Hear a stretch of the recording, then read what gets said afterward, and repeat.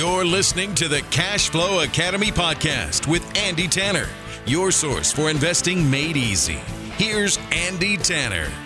Welcome to the Cash Flow Academy podcast. I'm Andy Tanner. This is where investing is made simple. And this particular episode is the last of 4 in a series we're doing on the 4 pillars of investing. The first pillar, fundamental analysis, really looking at the strength of an entity. If you're an investor, you look at a company, say, hey, strong. How healthy are they? The technical analysis is the buying and selling pressure. Is this thing in demand? Then we talked about turning cash flow last time, and I'm joined by Corey Halliday, which is so appropriate because he's the best risk manager I know. And the 4th pillar, risk management, is the most important thing an investor can learn is managing risk. So Corey, once again, thank you so much for joining us and being on the program. And I'm excited to talk about risk management. Yeah, it's one of my favorite topics. I've really enjoyed all of these, but definitely risk management is kind of the area I've worked in for the last 20 years. You know, as an options principal, that's all we did was risk management. So really love the topic, and I think it's a good one to discuss. You know, we ought to start right there with what an options principal is. You know, there's different series that you take license-wise, and those are all minimal competency tests. You know, if you get a Series 65, you know, you can get a 70, probably like a 76 on that thing. You know, 3 out of 4 you get right, you can handle millions of dollars. Yeah, handle millions. You get a C+, you can handle millions of dollars on that. So those are minimum competency. What I think is more important is what you did with all of your licenses. You had a 7. You've got, what's the one for option principal? That's it's Series 4. 4. Yep. So you got a 7, you got a 4. But what I think is more impressive is that you've used those to gain experience. Talk a little bit about the number. You know, they had at the firm you were at, how many traders did they have trading, and how many? And you were in charge of, you know, keeping track of everything they were doing to make sure the firm wasn't exposed to too much risk, right? Yeah, I mean, I ran the risk management department for all of the option trading, and there were thousands of traders. Luckily, I wasn't, you know, kind of looking at all 1,000 accounts in one, you know, on a single day or doing anything like that. And I had other people that worked with me and you know, that were kind of in charge of different things. And now with technology, I mean, how did people do it without the internet? Yeah, it's crazy, because now with technology, we can run, you know, different things. Like you can run on your own accounts. You can run different levels of risk management on your personalized account. So if you open up an account with Thinkorswim or with Interactive Brokers, you can run reports like VAR, value at risk, and it will basically tell you if the S&P moves 5% this way, what is that likely to do to your portfolio? Or if it moves 5% that way, what does that likely do? And so as you run these reports, you get an understanding of risk. How is my portfolio positioned? Would a big move up help or hurt my portfolio? Would a big market move down help or hurt, and how much? And it will give you, you know, it's not a perfect science, but it'll give you an estimation that if the market were to go down 5%, well, that could, you know, you could lose $2,000 or whatever that is. And it will give you an estimation of kind of how you're positioned based on how your portfolio is constructed. And so when you really think about risk, there's a lot of different ways that you can define risk, but risk is really something happening to your portfolio that is not wanted, right? That's really what risk is. And so when you run these reports, and that's what we would do, is just really say, okay, what's worst case scenario? What if the market does this or that? And how do we manage that risk? And so what we do together, Andy and I, we trade an account, and we're constantly running. Every Monday when we meet, we run reports on our account. We look at our net delta and our net theta, and we look at how we're positioned. Because as a professional, that's what you've got to pay attention to, is where is my risk? What can hurt me? What is something that's not wanted in my portfolio? And how am I going to manage that? And how am I going to keep that under control? And the thing I always tell people about risk is most people that are fearful it's from a lack of understanding. When you understand the markets, when you become more knowledgeable about the markets, your fear goes away because knowledge trumps that fear, right? It's Yeah. those that don't know that are always in fear of the next market crash or the next event that can really hurt them. So, risk management, let's talk about a big picture of it, and then get into maybe some more granular things after we get the big picture. We'll talk about some of the detail. I love the book by Benjamin Graham, The Intelligent Investor, and I've read that book more than one time. I'm not a big encore reading guy, but when there's a good one, I'll read it. You got to read it several times to really glean everything. And it was interesting this last time through it. That's kind of an anti-speculation book, and at least that was the feeling I got is it was anti-speculation. But then I came across a paragraph in it that I'd missed before. He says, look, there's intelligent investing and there's intelligent speculation. And he said there's 3 or 4 things you shouldn't confuse. He goes, number one, don't confuse when you're investing when you're speculating. And he said, if you're going to speculate, do that intelligently. He said, this book's not about as much speculation, even though even investors got to speculate just by the nature of putting your money out there. But the interesting thing about that book is it's as much about temperament as it is about know-how. And that balance of temperament and know-how, because I know in my life there's a lot of know-how that I've received. I've got a lot more to go, but my major in college, one of them anyway, along the way, was exercise physiology. So I know how this little, pot gut got here in front of me, but my temperament doesn't. It's been worse. It's been worse than it is now. It's been worse, but it's not perfect. And my wife walks around with her little 6-pack abs, and I'm like, honey, I'm 50. She goes, well, I'm almost 50. I can do it. You can do it. I'm like, oh, geez. So I know how she does it. I watch what she eats, and, she watches me eat. Yeah. But I don't watch what I eat. I watch what she eats. But her temperament is different than mine. And I'll tell you, when it comes to risk management, I think that's a great place to start, is dealing with the emotions of greed and panic. Greed is the fear of losing out on a big score, which gets people in trouble. And panic is the fear of losing what you have now. And so let's start that discussion there. Is risk management starts with the management, I think, of emotion. Would you comment on that? Or maybe I put too much weight on that. I don't know. Well, no, I think that's exactly right. What greed does is greed sucks you into not wanting to miss out. Yep. So people that get in that mode, they start to lose sight of the first 3 pillars, right? Yeah. They almost don't care what it's valued at. They don't care where they're buying. They just simply don't want to miss out, right? Yeah. And so think about the pillars. And Warren Buffett, a disciple of Benjamin Graham, he talks about this. I want to be fearful when others are greedy, and greedy when others are fearful. And that saying kind of says it all, where when there's too much greed out there and markets are zooming higher, and you start to hear about how bullish things are because people don't want to miss out, and they're like, you see how much money was made in this and that, and there's a lot of greed touch points out there.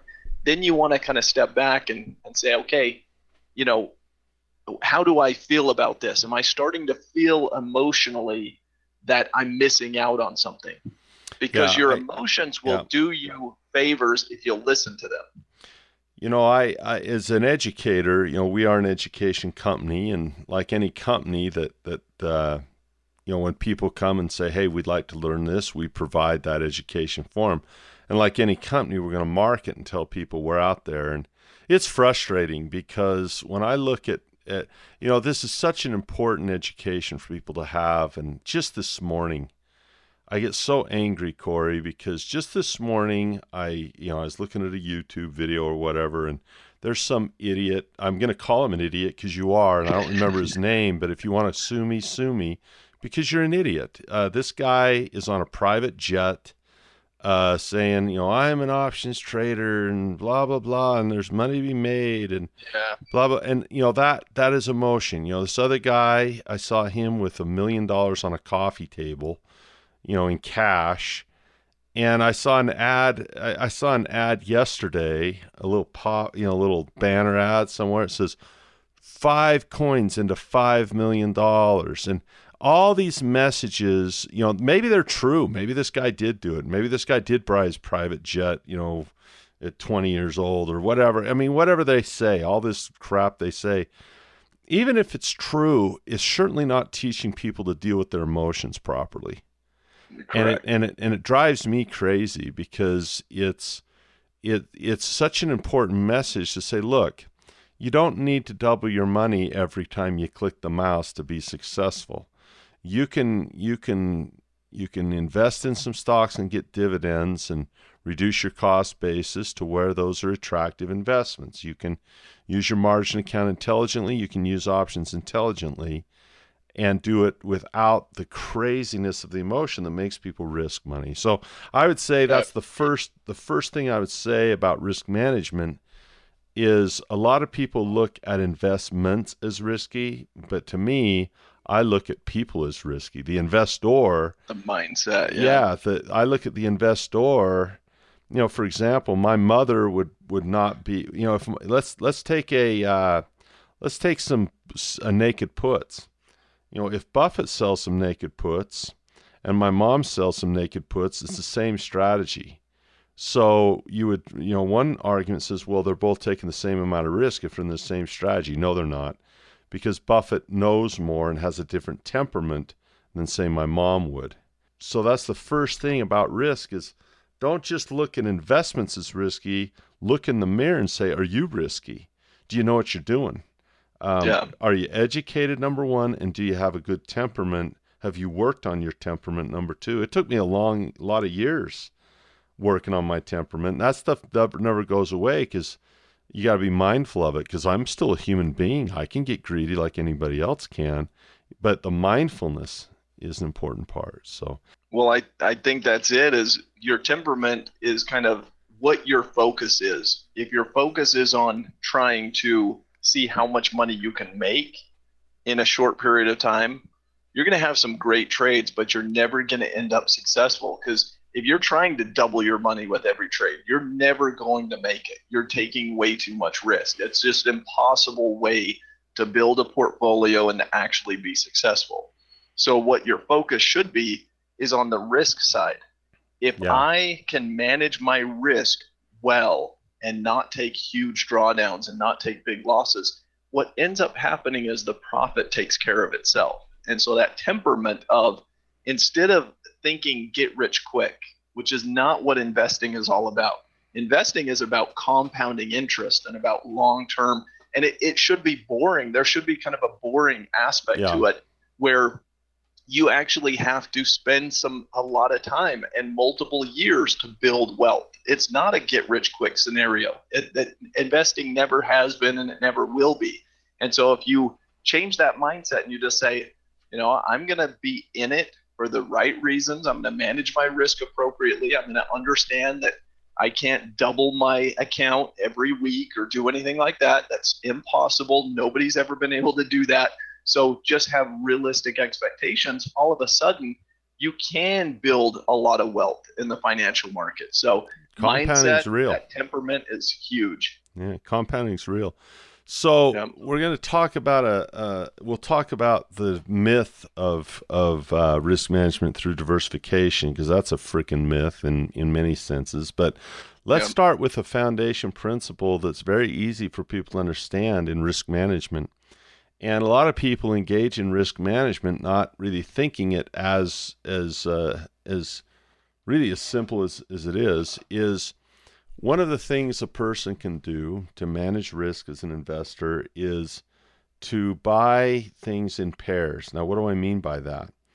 Well, you don't just buy one thing. This is not diversification. This is buy something and then buy something that is opposing. For example, the insurance on my car, let's say, is terrible because that money, I don't get a return on that ever, unless I wreck. In other words, it's a really bad expense because you pay it and the insurance company keeps it, and you pay it and Geico keeps it, and you pay it and Farmers keeps it, or whoever you're with, Allstate keeps it. So it's a bill you're paying, right? It's a bill you're paying. So that's one investment. The other investment is maybe your car or your home, right? Let's use a home. You buy a home and you're hoping the home might appreciate, or maybe you're renting it. It's bringing cash flow. That's one investment. But the opposing investment is insurance. And what's interesting is that's called a hedge. It's like a seesaw, where if on one side the house were to burn down and go down in value, on the other side, the insurance would explode in value, and something you paid a few $100s for would turn into hundreds of thousands. And yet, if the house keeps maintaining its value, you're going to lose your insurance money. So it's kind of a seesaw, and they call that a hedge. And that simple idea of being hedged is so far better than diversification and hoping. It's just a great way to go. And so when you talked about value at risk, talk a little bit about, let's go a little bit smaller picture now, from big picture of hedging to what it looks like. Talk a little bit about hedging. Yeah, hedging is really an important part of what options were created for. When you look at the options market, there were two basic principles for why options were created. One was to be able to hedge stock very easily. So I can go in and buy what we call a put option. I can buy an insurance policy that protects my larger investment. So if I own stock, I can go buy protective puts. Yep. I'm covered, I'm protected if it falls. The other type of hedge is a little different, where we could sell calls against stock we own, and that generates premium. Now, that doesn't protect you against all the downside, but it creates an opposing position where you're generating cash flow off of your stock. So it's kind of a form of rent. And these are very, very common strategies that we utilize. You mentioned naked puts earlier.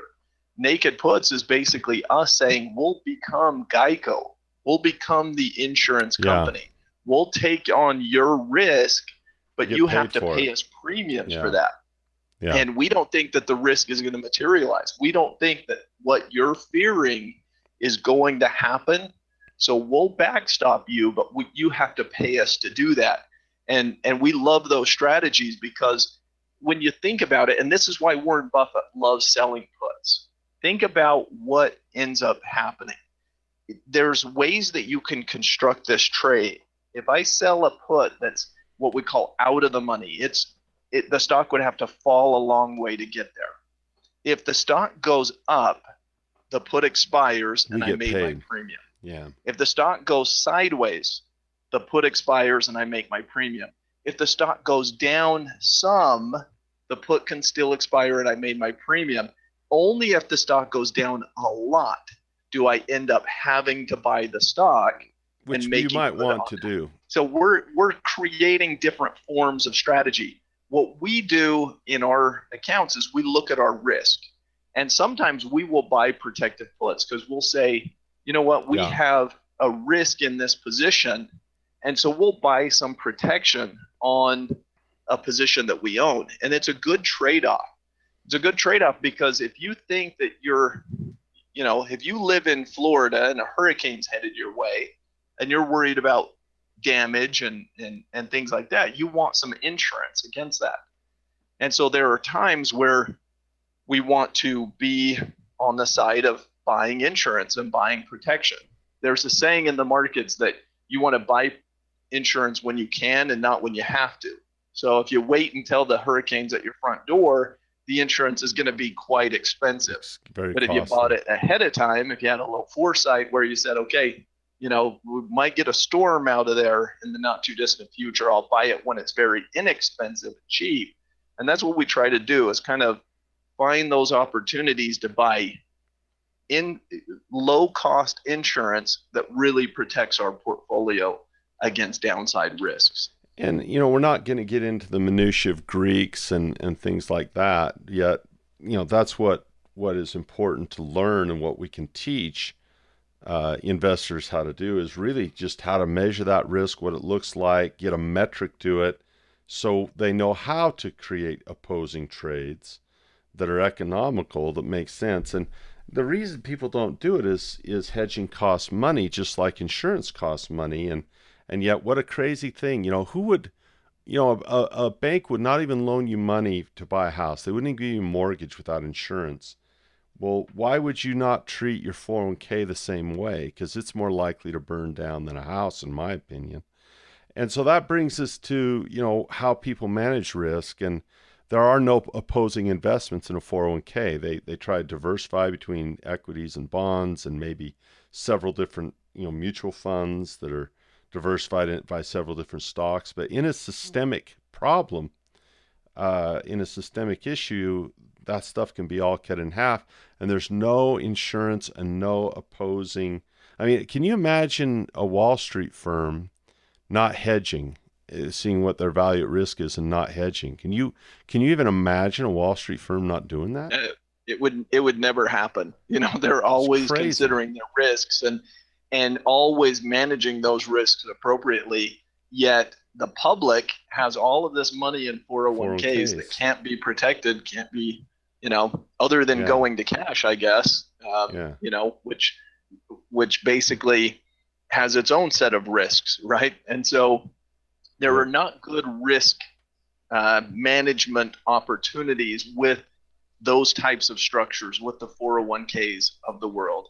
At least if you're in a self-directed IRA, you can employ some of these strategies and do some of it, but with the 401k, you can't. And that seems very risky. I mean, if you had a lot of your net worth in a 401k, it would be like having a lot of your net worth in one home and not having any insurance on it whatsoever. You're just risking that everything you've built up over time is sitting there at risk without proper risk management tools that you can employ.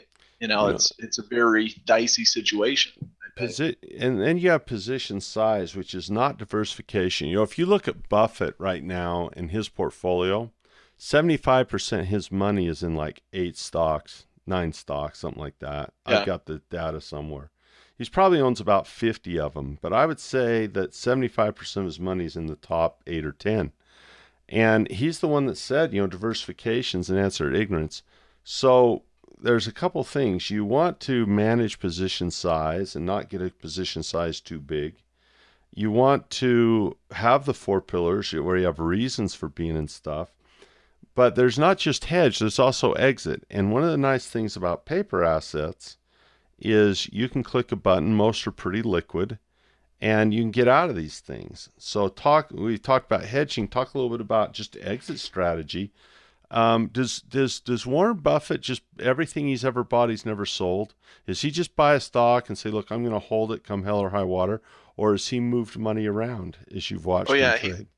They're constantly moving money around. He actually has 2 other managers there that manage funds as well.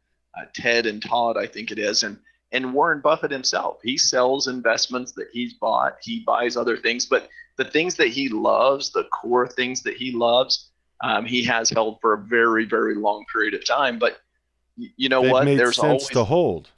Yeah, absolutely. He looks at Coca-Cola and he says, people have never stopped buying Coca-Cola, and they always have their shelf space, and they have this moat, this moat around them where basically it's hard for anybody to compete with Coca-Cola. If you go into a restaurant, it's either Coke or Pepsi products, right?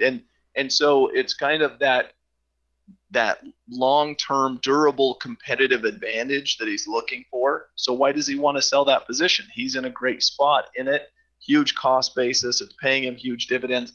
But on the other things that he's managing, I mean, he had a position in Phillips 66. He sold that position, bought into other things. He recently did a deal with Occidental Petroleum. He may sell that position here down the road. In the crisis, he bought into some positions in General Electric. He sold that position a year or 2 ago. I mean, so he's managing his money, and he's basically saying, or Berkshire Hathaway's money, and saying, if I like the position, I'll buy more of it. If I don't like it, if the risk changes, I'll I'm dump out. the shares, and Yeah. he'll I'm move out. that around. Absolutely. So exit strategy is important, and the Titanic is instructive here. A lot of controversy when you really learn that story. That was a pretty shady deal, but in essence, you say, well, why did the people die? And you could come up with all these reasons. Like you could say, well, the captain was incompetent. He went north instead of south. It's the captain's fault. That's why the people died. They say, no, it's the shipbuilder. The hull didn't have integrity to handle an iceberg. And so, it was the workers that built that ship. They're the wrong ones. Or you could blame a whole number of different things, act of God. But I'll tell you, to me, there's really one reason that's more important than any of those of why so many people, 1,500 people lost their lives. It's simple: insufficient lifeboats. And it's simple because, when you go on a cruise, before they leave the port, before that thing, goes away from the dock, you're going to have a drill on how to put on that life vest, and you have a muster station to get to your lifeboat, and they have enough lifeboat space for every single passenger. Not the case with the Titanic. Now think about this. Would you get on a cruise ship that had insufficient lifeboats? Would you do it? I would submit you're taking a horrible risk, because ships sink. And it's just the fact of the matter is they sink. And so, no exit strategy was the problem with the Titanic. If they'd have had sufficient lifeboats, it would have been a financial loss, but they could have insured that. And then the people get on the lifeboat, and, they'd live to tell about it. But the insufficient lifeboats was the crime. Well, if a person winds up losing their money as an investor, a lot of that has to do with either no hedge, no insurance, or no exit. It's that simple. And to have a plan before, you do your 4 pillars, you have a plan before. I mean, we have lines in the sand. You mentioned we trade an account together. We have losses in that account, but we have lines in the sand saying this is all we're willing to lose before we say, oh, no. And our position sizes are appropriate to where if we do have a loss, it's not, devastating to take our total account underwater. It's a position that is lost, but we don't let those overwhelm our other positions. Yes?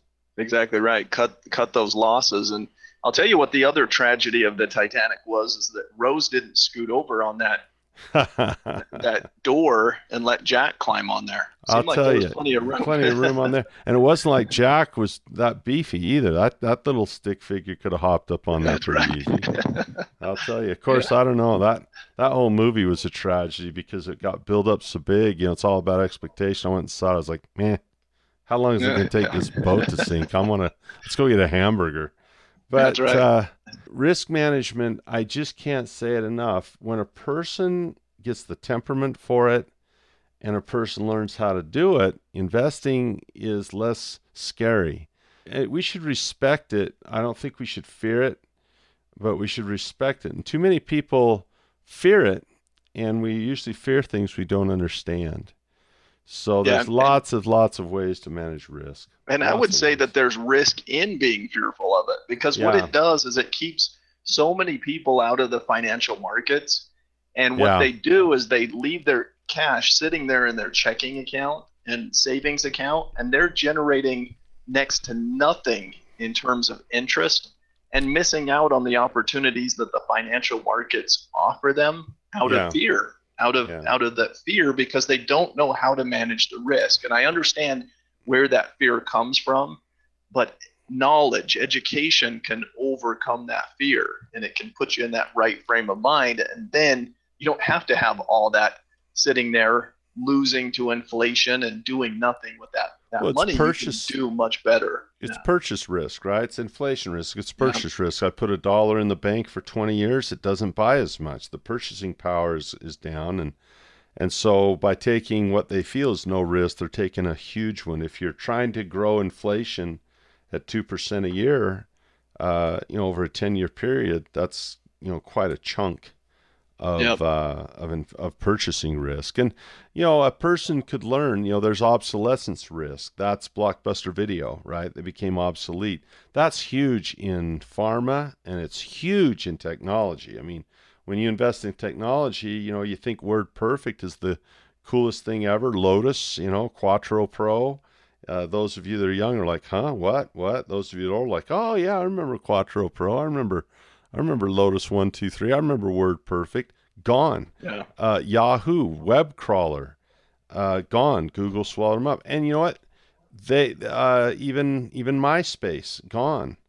And so I to used to think, ask Jeeves. I used to ask Ask Jeeves Jeeves. Oh questions. my gosh! Holy cow! Ask Jeeves, and the 8-track tape. Kodak had to deal with obsolescent risk, right? You're not developing Yep. film anymore. GE is struggling with obsolescence risk because there's so many other electronic LG and Samsung. GE is just struggling. So there's all kinds of there's legislative risk. You change policy and things change. There's geographic risk. There's all of a sudden the weather gets cold in Florida and the orange crop is done because of a frost. I mean, there's so many different, there's geopolitical risk, like we're experiencing with that attack on the Saudis, Saudi oil yeah, supply. Yeah. there's so many different risks. But I'll tell you, the two biggest are systemic and non-systemic. Those are the two categories, and we should hit that. You ever heard of BP? You know what Yeah. that's you know what BP stands for, don't you? Oh yeah.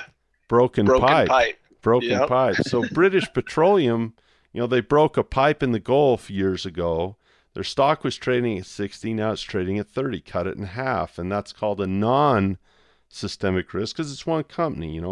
Shell's doing fine, Exxon's doing fine, and the computer companies are doing fine, and the pharmaceuticals doing fine. It's just that one company, really choked and had their stock cut in half. Huge environmental problem, all this.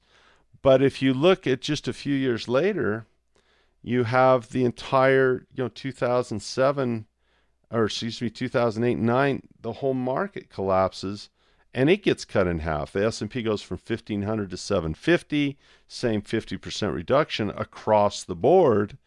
That's a systemic risk. And 401ks, the diversifications attempt to avoid non-systemic risks. Certainly, if you had one, $100,000 account and only 1,000 in BP, well, you only lost $500.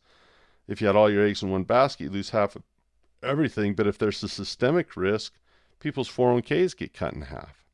So these risks are absolutely essential. It is the fourth pillar and the most important pillar of investing.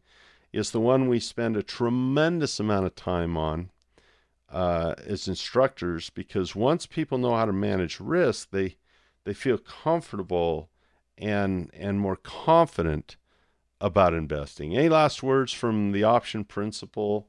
What are the biggest lessons you've learned from your time in risk management, Corey? Yeah, I mean, the big lesson that I've learned is just that you can manage your risk, that knowledge will help you to manage that risk appropriately. So it overcomes, it supersedes the fears that you have in the financial markets when you actually learn, okay, now I know how to manage risk. I can breathe, I can sleep at night. I'm not worried about my portfolio. I'm not worried about what the market's going to do. I'm not concerned about the next crash, so I stay in cash all the time or anything like that. So knowledge will really take you to a whole new level. And I just want to thank you for inviting me to these. I've enjoyed it thoroughly. Quick little story about the type of person Andy is. So we have a mutual friend who got into MMA and he was doing his first ever competition. And Andy was speaking in Las Vegas. Well, it's difficult. Andy's a big guy. It's difficult to travel. He was speaking in Vegas, hopped on a flight, went all the way home, watched his first match because he wanted to be there for his friend, then jumped on a flight that night, went all the way back. I don't know what the turnaround time and all the effort and everything, but that's the type of guy Andy is. So when you invited me to be on, anything for you, my friend. I always appreciate our association and friendship together. Well, you're too kind to me, and I'm not that good of a guy. No, you are. You're always too nice. But I'll tell you, our mission, Corey and I share the same mission, is to help people lighten that load, eliminate risk through education. The riskiest position a person can be in is ignorance, which is right where school leaves you, at least in financial education. So I thank you, Corey, so much. Just salt of the earth, as you can tell. Solid guys on our team here, and I certainly can't teach all this stuff by myself. I need experts like Noah and Corey and the rest of our team to lead and help keep people safe. So we thank you for listening to the Cash Flow Academy podcast. We hope that we've given you a little bit of information about the 4 pillars of investing. And it's nice because part of the reason we want to do this, not just for promo only, obviously for the education, but on the promo side, we've just finished redoing the entire 4 pillars course. It's about 3 times longer than it used to be. We've gotten in much more detail, and we've expanded the breadth. We've updated everything, and we'll be releasing that within a month or so. So we thought we'd let people know what the 4 pillars are. So if they want to know about the course, they can obviously go and watch the website, Cash Flow Academy, because that'll be coming out in about a month. And the timing's nice, especially for where the market is right now. Right, Corey? Absolutely. So interesting time in the market. Yep. Corey, thank you so much. You've been listening to the Cash Flow Academy podcast, where investing's made simple, certainly is with the 4 pillars. And we will see you next time. You've been listening to the Cash Flow Academy podcast with Andy Tanner. For more information on investing made easy, go to thecashflowacademy.com.